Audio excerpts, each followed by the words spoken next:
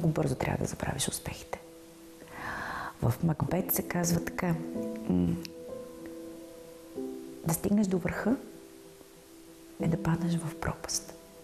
Това стъпало трябва да пропусна. Влизаме на едно свещено, духовно място. Това е Драгалевският манастир. Това място, освен че го усещам много мое, чувствам се много спокойна тук. Обичам да говоря с архимандрита, дълги разговори. За всичко си говорим, както и с сестра Серафима, игуменката на Драгалевския манастир. И е много зареждащо. Колко често ви се иска да притихнете и да дойдете тук в манастира? Ами, зависи. Когато съм в работен режим и трябва много бързо да превключвам в определени роли, да пътувам за представления или да изработвам нова героиня, може би нямам толкова нужда, защото театъра също е храм, където можеш да намираш себе си. Да, по-късно ще бъдем и в другия храм.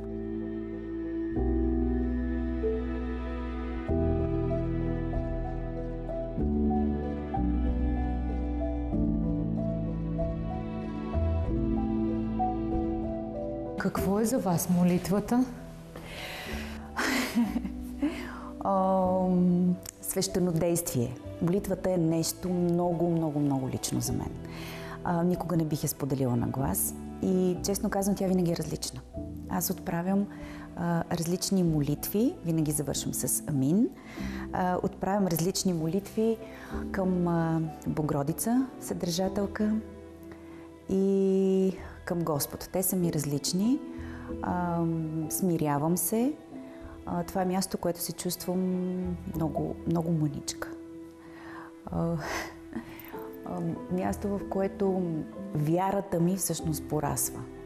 Аз се чувствам малка, защото църквата, да, място е за молитва, въпреки че е казано в Библията, че душата може да се моли навсякъде, където и когато пожелая, не е нужно от специално място. Но тук и във всеки манастир, и във всеки храм, аз се чувствам много защитена. И дори обичам да седя сама, да отивам в дни, в които няма почти никой. И тишината е толкова силна, че можеш да си чуеш душата. Вярата е нещо, което трябва да се отглежда. Тя като дете. Така се научих през годините, че тя се отглежда наистина като дете. Трябва да го научиш да говори, трябва да я научиш да ходи, трябва да я научиш да мисли, трябва да я научиш да се смирява, трябва да я приласкаваш, да я ухажваш, за да може да расте, но най-вече трябва да я обичаш. В какво най-много вярвате? Вярвате ли в хората? Да. Много се радвам, че го каза това. Да, вярвам в човека. Въпреки че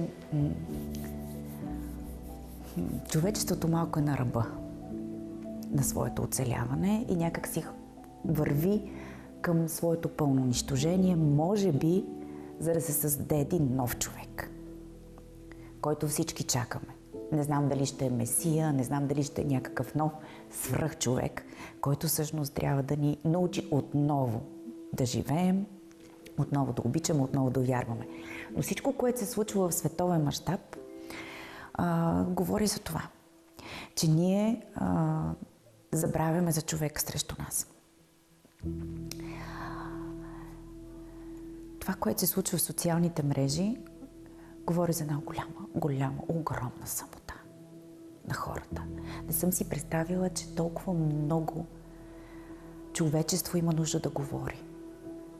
Дори по някой път и без да знае какво казва или да няма какво да каже. Не съм вярвала, че толкова много хора имат нужда да бъдат видяни, да бъдат чути.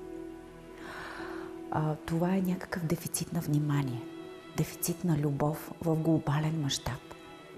Има един човек, който стои до теб и ти можеш да го прегърнеш, да му кажеш, че го обичаш. Има едно дете, което си играе в детската стая, ти можеш да отидеш да му прочетеш приказка, да играете заедно, да се забавлявате, а в същото време ти стоиш в едно дигитално пространство и оттам се опитваш да кажеш на някой, че го обичаш, че се гордееш с него, че детето ти е невероятно и че също много го обичаш. Защо? Човек с човека говори, човек на човека помага, човек с човека живее, човек на човека подава ръка. Имало ли е моменти, в които сте изгубвали вяра? О, да, разбира се. Аз мисля, че всеки човек ги има тези пропадания. И това е най-ценното, да можеш отново да повярваш, отново да искаш да се извисиш, отново да се намериш себе си. С годините разбрах, че това е самотен процес. Да, има приятели, има хора, семейство, които ти помагат, но то е малко след това. Първо ти трябва да намериш сили в себе си, да се изправиш, да си изтупаш коленете и да продължиш напред. Аз съм такъв малко краен човек, емоционален, въпреки че не ми личи, доста падам. Сама по някой път доста често се самоунищожавам. В такъв смисъл, защото виждам колко малко време има напред и колко много е изминало назад. Не, че съжалявам за нещо, мисля си за пропуснати възможности, може би за мечти, от които съм се отказала. Времето не е ли пред нас? Той е пред нас, но се скъсява и върви по-бързо, може би заради изминалия живот, който вече е бил назад. Времето е пред нас, пред всички деца, пред всички млади хора, пред моите деца. Времето им е всичко, най-важното. И на това и ги уча да се опитват първо да го оценяват, второ да не го окупират. Да не се опитват да го яздат. Много е важно. Да не се опитват да се състезават. Защото най-хубавото е да можеш да го приласкаеш и то да бъде на твоя страна. Някак си да вървите в синхрон. Имаме нужда от визионери. Имаме нужда от хора, които са на друго емоционално, интелектуално ниво, хора, които виждат света по друг начин, хора, които са превъзмогнали егото си, които са повече алтруисти, а не хедонисти, които са повече аскети, но са готови да дават и са отворени към хората. Тоест имаме нужда от човеци, които помагат на човеци, които са отворени към човеците, които егоизма им е сведен до минимум. Това е най-големия бич, най-голямото зло. И всички се борим с него, включително и аз си го казвам тук на това място, където най-важното е смирението на егото. И всъщност егото в целия свят ни води към именно това пропадане, с което си говорим за теб. Пропадане на човека като хуманист, като човешко същество. В една пиеса, която мисля, че ти си гледала, Язовецът, по Емилиан Станев, точно това казвам. Нашите сетива са измамни. Те ли ни водят към тази гибел? Дяволът напира и си иска своето. Той е безкомпромисен, безпощаден. Карате да паднеш на колене и да си кажеш: потъни в мен, ако искаш да бъдеш ти. Ако искаш да играеш страшната си неотразима игра. Не, това трябва да спре. Но ето нещо, което много ни липсва като хора. Невинността. Ние не сме невинни. Ние сме алчни, ние сме злобни, ние сме безкомпромисни към другия, ние сме жестоки един към друг. Ние сме груби, арогантни. И това е на всяко едно ниво. В изкуството, в политиката, в научния свят, в образованието дори, което е страшно ценно. Опитваме се да потискаме другия човек. Няма да има спасение за човека, ако се продължава в този път. Най-трудното нещо е да намериш някой, който да се зарадва на успеха ти. И аз много... Да. И много искам да се свързвам с такива хора, да ме намират и аз да ги намирам. Ти си един такъв човек. От друга страна, пак защото да сме на това място, много бързо трябва да забравиш успехите. В Макбет се казва така: да стигнеш до върха е да паднеш в пропаст. Това стъпало трябва да пропусна. Постигнал си успех, ако някой иска да разкаже твоята история. Ако някой иска да чуе твоята история. ако някой се е вдъхновил от твоята история. Иначе просто се стремиш да бъдеш достатъчно добър в това, което правиш, което не е малко, разбира се. На пръв поглед обаче изглеждате много нежна, ранима, а всъщност толкова много сила се крие и в тези очи, които сега ме гледат. Тя си стои в мен. Може би от малка така се научих, възпитах се. Сигурно благодарение на родители, на ДНК-то, на кръвта, която тече в мен. Всичко има значение, но мисля, че най-голямата сила се придобива от препятствията. От всичко, през което преминаваш. През живота. Аз имах доста трудности, дори и с моите дечица. Те ме направиха много силна. Много сина ми е спирал да диша в ръцете ми. И после си казваш, когато това нещо ти се случи, когато си дарен с това все пак да имаш дете, което е живо, това означава, че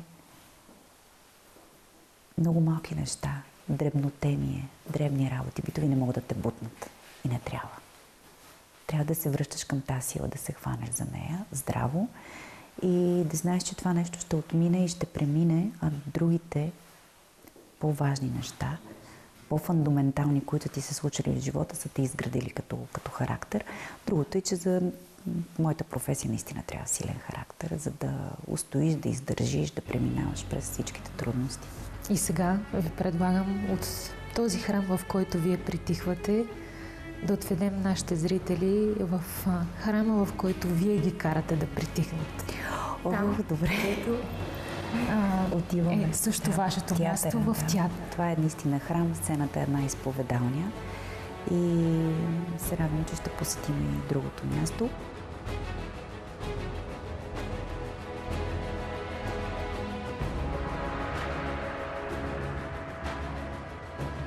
Представяхте ли си като малка, че ще бъдете актриса? Може би не. Обичах вкъщи да се преобразявам. Обичах да си измислям образи от много мъничка, доколкото и майка ми е разказвала. Не за да бягам от нещо, защото има и такава теория, че децата се опитват да пътуват в други светове, да влизат в други образи, за да избягат от нещо в реалността.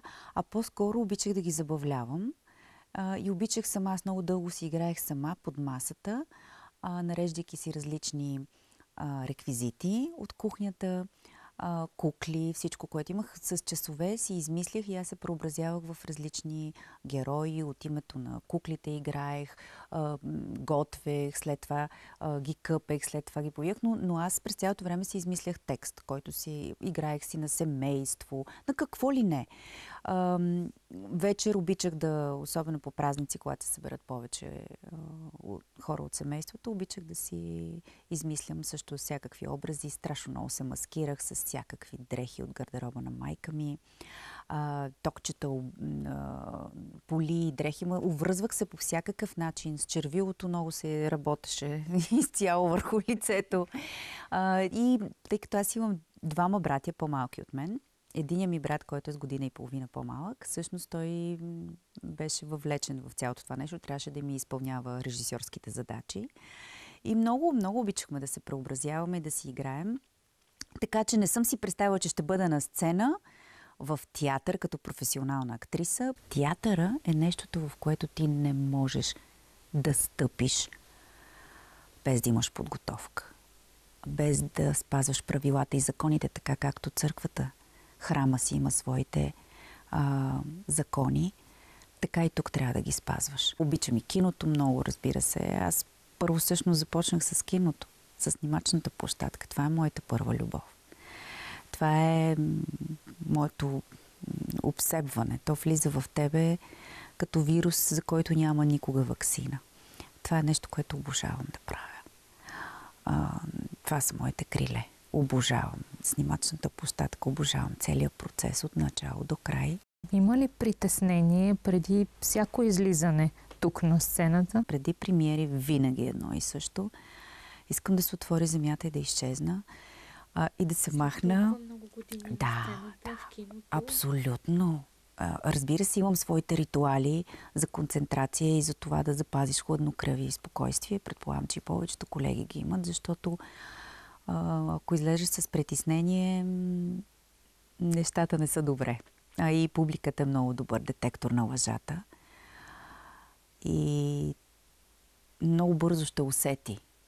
Ако ти не си в час, не си вътре в играта, не си в ролята, както усеща и фалшивото, рутината, това, че работиш с техника, с средства актьорски, които ги има. Всички имаме техника, всички използваме актьорски средства, но когато не участва сърцето, емоционалната интелигентност и всяка фибра на тялото ти, публиката го усеща. И тогава не знам дали ще те награди със своята обич и аплодисменти. Най-тежката роля Лора Каравелова ми е, може би, един много сложен, много лабиринтен образ, много дълбок образ, много изгубваш се образ. В тази жена може да потънеш, наистина както Яворов е потънал в нея. Много я изследвах, много работих върху нея. Познаваме в изключителна дълбочина, смея да твърдя. Стана ми близка, приютих си я.